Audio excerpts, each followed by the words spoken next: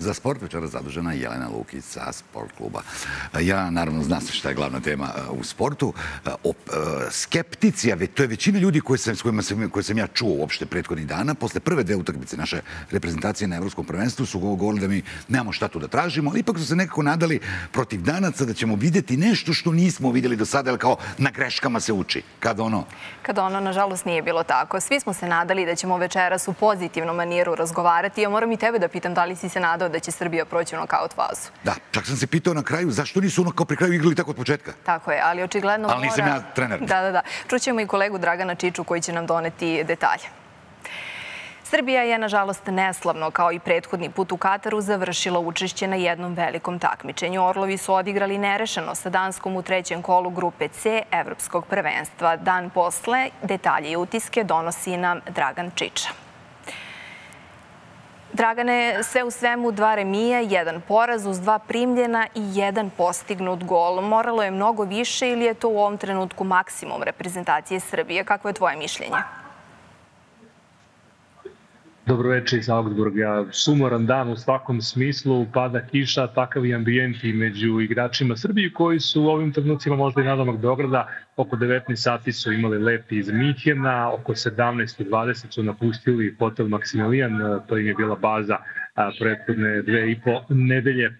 Srbija je, dakle, krajnje razočaravajuće završila ovaj šampionat, više nego skroman učinak i ovo se mora nazvati debakl. Ne zbog rezultatskog učinka, već zbog načina na koji je Srbija izgledala na ovom turniru. Apsolutno od svih selekcija koje učestvuju, najmanje je pokazao srpski tim. To je jedina ekipa kod koje vi niste mogli da prepoznate osnovne principe u igri kada je u pitanju igra sa loptom, igra bez lopte, kada se iznosi lopta, kada gledamo kako ekipa treba da stoji kada se brani. Dakle, mnogo je tu bilo grešaka s taktičke strane, što samo može da dovede do zaključka da apsolutno ovaj stručni štab predvođen selektorom Stojkovićem nije bio na visini zadatka, to jest apsolutno nije sposoban da vodi ovu ekipu na ovom nivou. I gotovo izvesno o tome ću govoriti kasnije. Stojković će vrlo brzo biti smenjen. Uostalom, ako su se danas apropo te teme oglasili i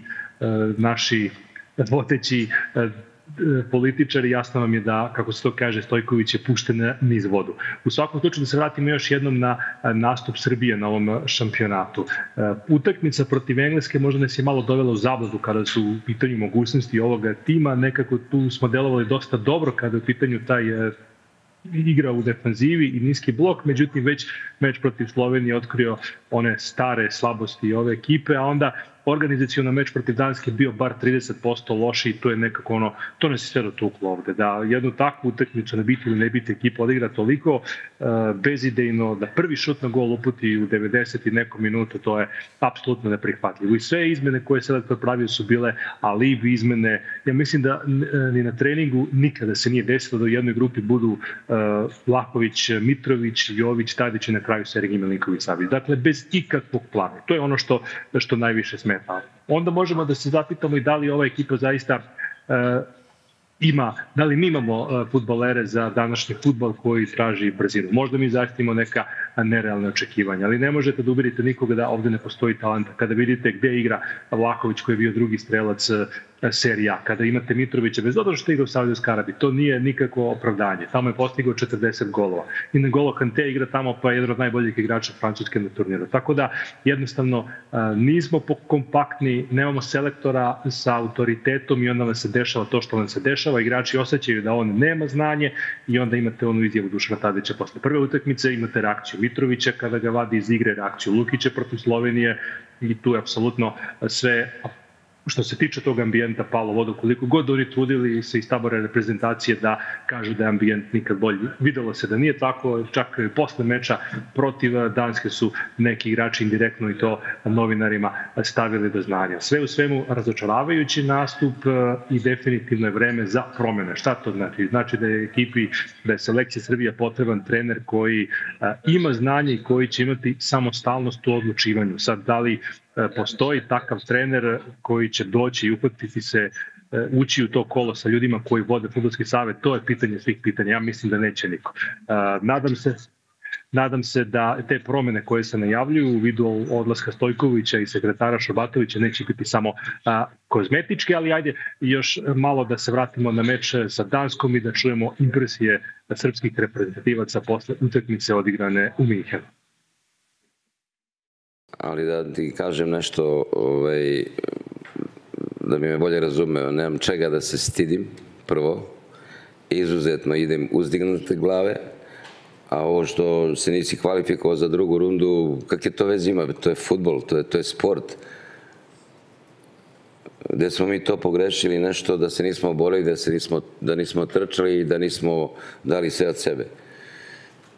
Sa te strane zaista jedan strahovit napredak u defanzivi, ako ste primetili, ovih zadnjih mesec dana smo svaki dan radili na tom segmentu da ga popravimo i izgleda smo uspeli u tome.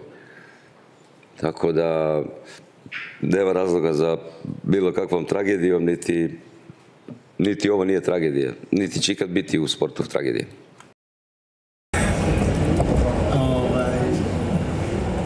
Pa dobro, ne znam šta bih rekao stvarno. Mislim da ako kažem nešto iskreno, onda ispade da si ubio čoveka, tako da najbolje da ništa ne pričam. Očigledno nismo zaslužili, mislim. Jer nam sve moglo bolje, ali na kraju krajeva uvijek završiš tamo gde zaslužiš. Mi smo jednostavno nismo zaslužili da prođemo i to je to. Dragane, kao što si rekao, mogli smo da čujemo izjave kako selektora, tako i reprezentativaca Srbije. Kako konkretno ti vidiš ovu izjavu selektora Dragana Stojkovića koji kaže kakve veze ima što se nismo kvalifikovali dalje? To je retorika gubitnika. On je na jedno pitanje i tokom konferencije pre mečeva i posle utakmica nije direktno govorio, nego krene u neku svoju demagogiju. Apsolutno je najveći krivac. Ok, deo odgovornosti je na igračima, ali on je izgubio autoritet na njima i ti igrači su izgubili samopouzdanje, tako da apsolutno da je Stojković jedini krivac, jer upitno je apsolutno njegovo trenersko znanje. Imam utisak posle svega da i ono što je ranije obavljao funkcije u srpskom fudbalu, bio je predsednik Fudbalskog saveza, kasnije Crvene zvezde, da je to imao na osnovu imena iz igračkih dana. On i sad se ponaša tako kao da je na vrhuncu svoje karijere, nesporno da je bio jedan od najboljih igrača kojeg je naša zemlja imala, ali kada je u pitanju trenersko znanje, tu smo videli da je vrlo, vrlo tanak i moramo stvari jednostavno da nazovemo pravim imenom i te kritike koje trpi su apsolutno na mestu. Više puta sam rekao, ako je on podoban da bude tu, neka bude, ali neka ima u stručnom štabu bar dvojicu trenera koji će da pripremaju utakmice, koji će da bude utakmice i da to liči na nešto, a ne ovako da ekipa da bude omalovažavana od strane medija, da ih ismevaju inostrani mediji. Apsolutno, ponovit ću, prikazali smo se kao najlošija reprezentacija na ovom turniru kada se pogleda potencijal tima i onoga što su igrači pružili na terenu. Promene su najavljene, ono što jeste problem jeste ta klauzula u ugovoru koja kaže da ukoliko mu se da otkaz, sledi mu obeštećenje od 1.000.000 evra i sada je na operativcima posao da pokušaju da dogovore sporazumni rashod ugovora, to jest da Stojković se povuče, a da ne dobije tu otpremninu. Vidjet ćemo šta donose dani koji slede, čim se i predsjednik uključio u tu, ajde da kažem, kampanju protiv Stojkovića, kao i tabloidi, koliko mogu da vidimo odavde, jasno je da će vrlo brzo to značiti i njegov kraj, a ko bi mogao da dođe, to je sada teško reći. U svakom slučaju neke korenite promene su neophodne praktično od temelja kada je u pitanju Fudbalski savez. Pre svega da dođu nezavisni ljudi i ljudi koji neće morati da čine ustupke i da prave kompromise. Da, Dragane, dao si odličan šlagvort. Kako dalje i ko bi mogao da bude rešenje? To je verovatno izuzetno teško pitanje u ovom trenutku. Ali ja ne želim da licitiram sa imenima, ali verovatno postoje bar 2-3 srpska trenera koji imaju moderna shvatanja fudbala, koja prate kako fudbal evoluira i koja bi sigurno znala da izvuku maksimum iz ove ekipe ili da budu svesni limita tog tima pa da onda podrede igru mogućnostima ekipe, a ne tvrdoglavi Stojković koji je stalno forsirao nešto što nije imalo smisla. Toliko smo pročitani, toliko je to bilo bez nekog plana da je zaista već postalo neprijatno. Postoje treneri koji sigurno imaju znanje, koji imaju adekvatan trenerski renome da vode reprezentaciju, ali plašim se da niko od njih u ovom momentu neće hteti da dođe, ne zbog igrača koji su tu, već jednostavno zbog ljudi koji rukovode savezom, u stvari zbog toga što se sve odluke donose, kako mi to volimo da kažemo, sa Andrićevog venca. Inače, samo da dodam i to, mogu pouzdano da kažem da su neki igrači, čak i neki koji smo čuli u ovim izjavama, izrazili nezadovoljstvo radom selektora i to apsolutno znači da nisu nisam talasnim dužinama i da ukoliko on ostane, što su male šanse da neki od njih neće biti tu na nekom narodnom okupljenju reprezentacije. Dakle, dotakli smo, ajde da kažem, udarili zid kako god, sada moramo da se izdignemo i vidjet ćemo. Ovo je možda dobar poligon da se napravi nekako zdrava atmosfera oko reprezentacije. Vidjet ćemo da li smo kadri da to napravimo. Pomenuo si te izjave igrača. Koliko je možda izjava Dušana Tadića nakon prve utakmice kada je izrazio nezadovoljstvo što nije počeo duel protiv Engleske? Koliko je to možda uticalo na atmosferu?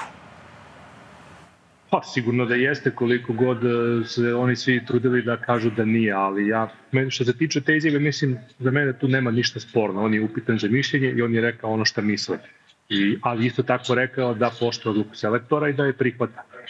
Da li je najbolji, da li je najspremniji, to je relativno. Činjenica da je kapitan, da je lider i da je na neki način bio sinonim za ovu reprezentaciju i da sa njim to na terenu zaista deluje mnogo bolje i da posebno dobro funkcioniše sa Mitrovićem. Njih dvojice su vukli ovu reprezentaciju kroz prethodnih nekoliko ciklusa kvalifikacija, što za evropsko, što za svetsko prvenstvo. Ono što se posle desilo jeste da je on, imam utisak, bio primoran da uputi izvinjenje, sve to zbog toga što mislim da je selektor toliko sujetan da ne može da pređe preko toga, ali mislim da ono što je rekao apsolutno na mestu i da bi bilo bolje da bi svako od igrača ima tako jasan stav, da pokaže takav karakter.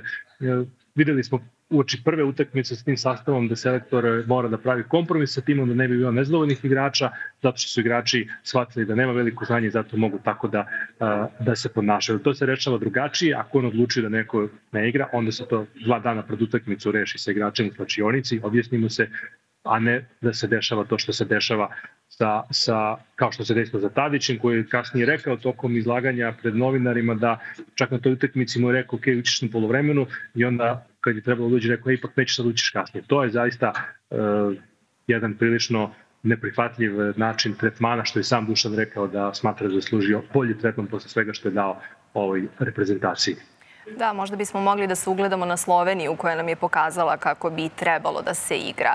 No za kraj, danas su od 18 sati odigrane utakmice u grupi E na Evropskom prvenstvu, 21 sat, na programu su susreti u grupi F. Da li bi mogao da prognoziraš kako bi mogli da izgledaju ti parovi osmine finala?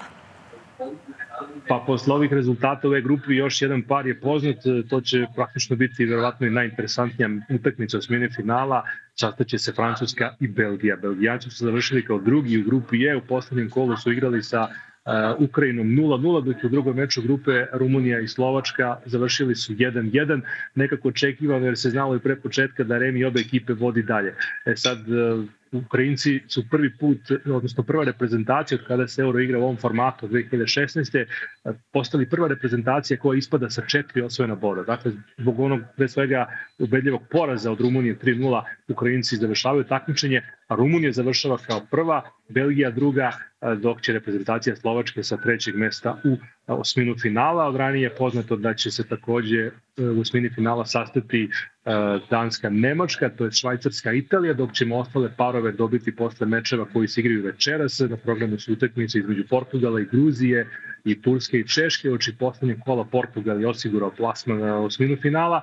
Portugal ima 6 bodova, maksimalan učinak, prati ga Turska sa 3, a reprezentacije Gruzije i Češke imaju po 1 za sada osvojen bod i praktično utakmica između Turske i Češke je direktan okršaj za mesto u eliminacionoj fazi.